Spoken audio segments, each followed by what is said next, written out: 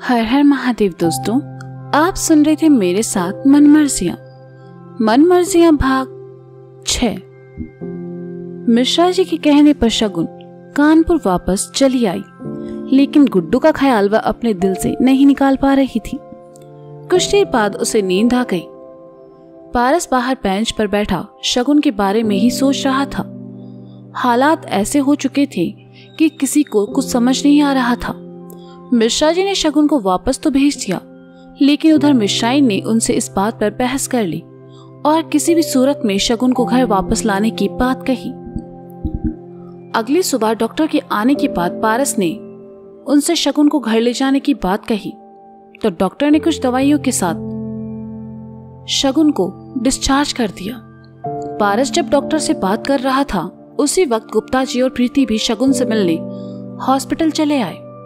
शगुन को सोता देखकर गुप्ता जी और प्रीति वही रूम में पड़ी बेंच पर बैठ गए और पारस का इंतजार करने लगे। कुछ देर बाद डिस्चार्ज फाइल पकड़े पारस कमरे में आया। गुप्ता जी को देखकर थोड़ा हैरान हुआ और कहा, अरे आप लोग क्यों परेशान हुए यहाँ आकर? शगुन को छुट्टी मिल गई है, डॉक्टर ने कहा है कि हम उसे घर ले जा सकते हैं। ये तो बहुत अच्छी बात है बेटा। अच्छा पारस, कल शाम में मैं यहाँ आया था तो डॉक्टर ने कहा शगुन को कुछ टेस्ट के लिए बाहर भेजा है, सब ठीक तो है ना? गुप्ता जी ने कहा। शगुन को कानपुर ले जाने की बात को लेकर पारस ने ही डॉक्टर से हेल्प मांगी और कहा कि शगुन के बारे में कोई पूछे तो कोई भी बहाना बना दे। गुप्ता जी की बात सुनकर पारस ने कहा, हाँ हाँ सब ठीक है अंकल, वो बस कुछ नॉर्मल टेस्ट है, शगुन बिल्कुल सही है। पारस की बात सुनकर गुप्ता जी शगुन के पास आए और उसके सर पर हाथ फेरते हुए कहा, शगुन बेटा चलो घर चलते हैं। शगुन ने अपनी आंखें खोली, सामने अपने पापा को देखा तो उठकर बैठ गई और कहा, पापा आप यहाँ? हाँ बेटा तुम्हें लेने आए हैं, चलो घर चलते हैं। गुप्ता जी ने प्यार से शगुन के सर पर हाथ फिराते हुए कहा तो शगुन ने हामी भर दी। प्रीति शगुन का जो जो सामान है उसे बैग में रख लो, पारस ने कहा। हाँ भैया, प्रीति ने कहा और वहां रखा शगुन का सामान एक बैग में डालने लगी।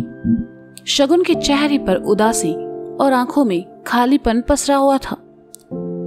पारस सबको लेकर हॉस्पिटल से बाहर चला आया। उसने ऑटो रुकवाया और शगुन, प्रीति और गुप्ता जी को उसमें बैठाकर ऑटो वाले को ध्यान से चलने को कहा। शगुन खाली आंखों से सड़क को पीछे जाते देख रही थी। ऑटो के पीछे पारस अपनी बाइक से चला आया। घर पहुंचकर पारस ने ऑटो वाले को पैसे दिए। शगुन जैसे ही ऑटो से नीचे उतरी, उसने देखा अपने घर के बाहर चाचा चाची खड़े थे। शगुन को देखते ही चाची मुंह बनाकर अंदर चली गई, लेकिन चाचा की आंखों में शगुन के लिए चिंता नजर आई। शगुन चाचा को देखती रही। प्रीति ने देखा तो शगुन का हाथ थामकर उसे अंदर ले जाते हुए कहा, जिन लोगों की वजह से आज हमें ये सब देखना पड़ा, आप उनके लिए हमदर्दी क्यों दिखा रही हैं दी? चलिए अंदर चलिए। पारस और गुप्ता जी भी सबके साथ अंदर चले आए। प्रीति शगुन को लेकर नीचे बने रूम में ले आई और उसे आराम करने को कहा। शगुन को कमरे में छोड़कर प्रीति किचन में चली गई। जब से शगुन के साथ ये हादसा हुआ था, उसके बाद से ही प्रीति काफी समझदार और जिम्मेदार बन चुकी थी। घर अपने पापा की सारी जिम्मेदारियां उसने अपने ऊपर ले ली। रोहन अपने ऑफिस गया हुआ था और पारस हॉल के सोफे पर बैठा गुप्ता जी को शगुन की दवाइयों के बारे में समझा रहा था। प्रीति उनके लिए चाय ले आई और फिर चाय बिस्किट लेकर शगुन के पास चली आई। प्रीति ने देखा खिड़की के पास खड़ी शगुन गली में खेलते बच्चों को देख रही थी। प्रीति ने चाय बिस्किट टेबल पर रखा और शगुन के पास चली आई। उसने प्यार से शगुन के कंधे पर हाथ रखते हुए कहा, दी आप चिंता मत करो, सब ठीक हो जाएगा। आपको पता है पापा ने चीचू के घर बात की थी, अंकल ने कहा था वे जल्दी आपको लेने आएंगे। मैं गुड्डू जी से मिलने कानपुर गई थी। शगुन ने प्रीति की ओर पलटकर बिना किसी भाव के कहा, क्या, कब और किसके साथ? प्रीति ने चौंकते हुए कहा। शगुन ने प्रीति को कानपुर जाने से लेकर वापस आने तक की सारी बातें बताई और उदास स्वर में कहने लगी, गुड्डू जी तो मुझे पहचानते तक नहीं है प्रीति, उन्हें कुछ याद नहीं है। ना हमारी शादी, ना हमारा प्यार, वो सब भूल चुके हैं प्रीति। कहते हुए शगुन की आंखों में आंसू आ गए और प्रीति ने सुना तो उसे भी काफी तकलीफ हुई। उसने शगुन के सामने आकर कहा, आपके और जीजू के साथ ये सही नहीं हुआ दी। आपको इस तरह जीजू को अकेले छोड़कर नहीं आना चाहिए था। उन्हें इस वक्त आपकी जरूरत है। मेरा उनके साथ होने से ज्यादा जरूरी है उनका ठीक होना। अगर मैं वहां रहूंगी तो हो सकता है उनके सोचने से दिमाग पर असर पड़े। पहले ही उनकी जिंदगी में इतना कुछ हो चुका है प्रीति। मैं नहीं चाहती अब कोई और मुसीबत उन पर आए। शगुन ने कहा, दी मुझे बिल्कुल अच्छा नहीं लग रहा थी। आपको पता है जीजू बनारस क्यों आए थे? प्रीति ने तड़प कर कहा, तुम जानती हो वो क्यों आए थे? शगुन ने हैरानी से पूछा। वो आपसे अपने प्यार का इजहार करने आए थे दी। उन्होंने मुझे बताया था कि उन्हें आपसे प्यार हो गया है और वो आपसे मिलकर आपको ये बात बताना चाहते थे, पर उससे पहले ही ये सब। कहते कहते प्रीति की आंखों से आंसू बहने लगे। शगुन ने सुना तो उसका दिल खुशी से भर उठा। वह गुड्डू से प्यार करने लगी है, इस बात का एहसास उसे हो चुका था, लेकिन गुड्डू भी उससे प्यार करता है ये उसे आज पता चला था। शगुन की आंखें आंसुओं से भर गई, साथ ही गुड्डू को लेकर उसका दिल भर आया और वह अपना चेहरा अपने हाथों में छुपाकर रोने लगी। प्रीति ने देखा तो अपने आंसू पोंछकर शगुन के पास आई और कहा, दी गुड्डू जीजू आपसे बहुत प्यार करते हैं दी। ये सब बताते हुए वो बहुत खुश थे। उन्हें अकेला नहीं छोड़ना था आपको दी।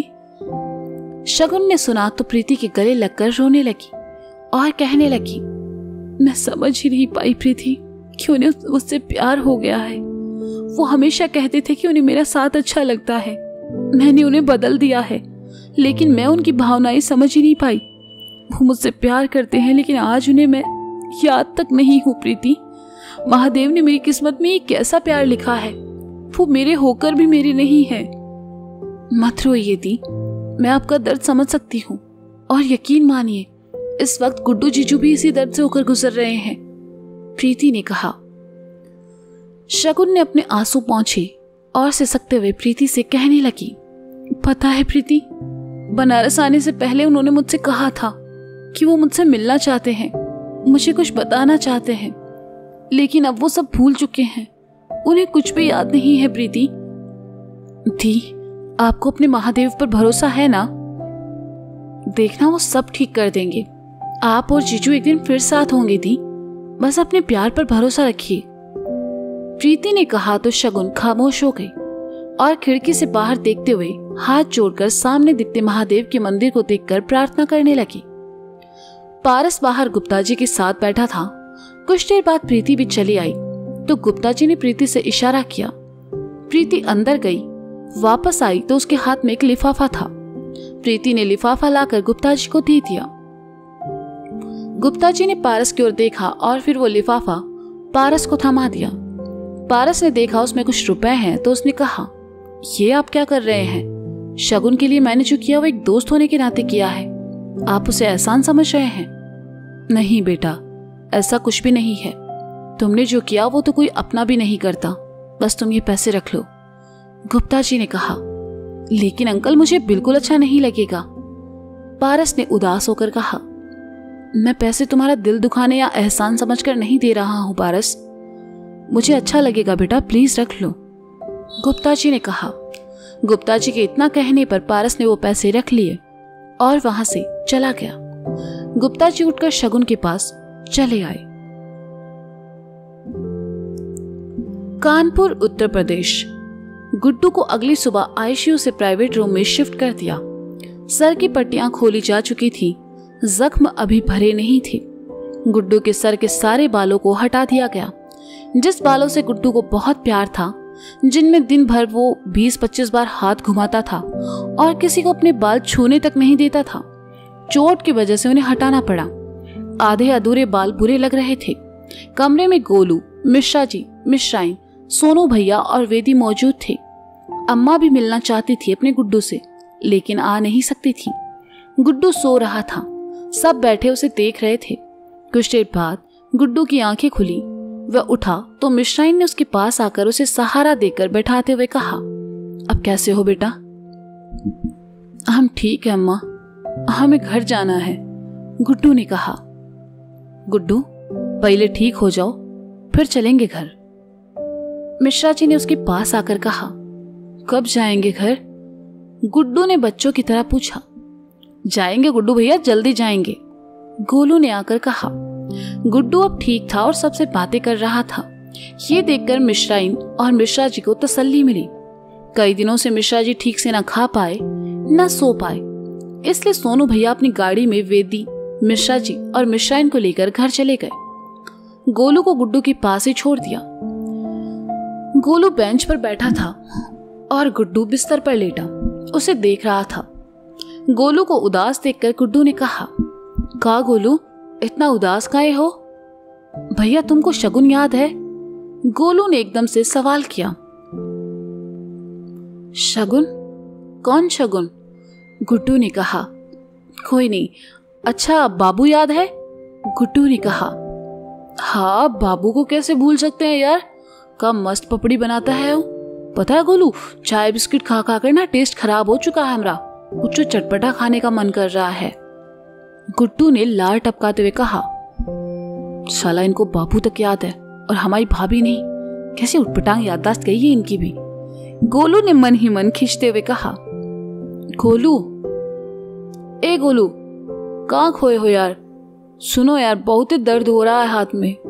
गुड्डू ने कहा तो गोलू की तंद्रा टूटी। वह गुड्डू के पास आया और हाथ दिखाने को कहा। गोलू ने देखा गुड्डू का हाथ फ्रैक्चर होने और उंगलियां ना हिलाने की वजह से उनमें सूजन आ चुकी थी। गोलू ने धीरे धीरे गुड्डू की उंगलियों को अपने हाथ से हिलाना और मसाज करना शुरू किया। गुड्डू को अच्छा लग रहा था तो उसने कहा, गोलू, तुम ना हमारे सच्चे वाले दोस्त हो, हर मुसीबत में साथ रहते हो, पर हमें ये समझ नहीं आ रहा कि हमारा एक्सीडेंट हुआ कैसे। हम तो तुम्हारे पीछे बाइक पर बैठे थे।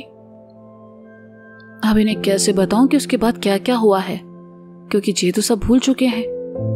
गोलू ने मन ही मन कहा तो गुड्डू ने कहा, यार गोलू, तुम ना हमें बदले बदले से नजर आ रहे हो। अरे नहीं भैया, हम तो वही गोलू हैं, पुराने वाले, तुम्हारे मित्र। गोलू ने जबरदस्ती हंसते हुए कहा, तो फिर हमारा एक तो काम कर दो यार, हमें भूख लगी है, कुछ ढंग का खिलाई दो। यहाँ का खाना खा खा कर ना ऊब चुके हैं हम। गुड्डू ने कहा, ठीक है, हम लेकर आते हैं, पर किसी को बताना मत। गोलू गुड्डू की बातों में आ गया। उसे शायद पता नहीं था कि गुड्डू अभी अभी एक बड़े खतरे से बाहर निकला है। वह बाहर चला आया और कुछ ही दूर लगे ठेले से गुड्डू के लिए मैगी ले आया। कमरे में आकर उसने दरवाजा बंद किया और मैगी गुड्डू की ओर बढ़ाते हुए कहा, ई लो, जल्दी से खाई लो, डॉक्टर ने देखा तो हमारी खैर नहीं।